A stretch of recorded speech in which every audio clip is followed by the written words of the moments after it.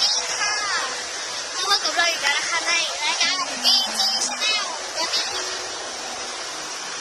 เราก็อยู่ที่น้ำตกแล้ว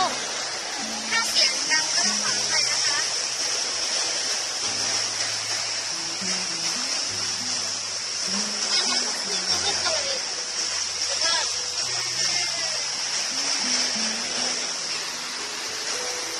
น้ำมันแรงมาก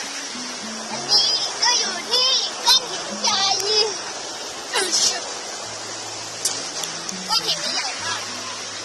แต่ว่าท่านนี่แขกรับเชิญกันนะที่นี่สวัสดีครับ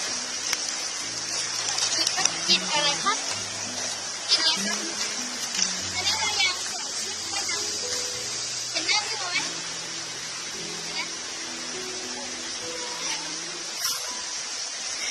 ขอบยังไง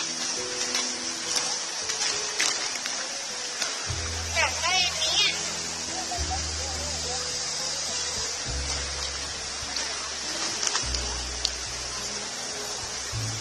ก้อนหินใหญ่มาก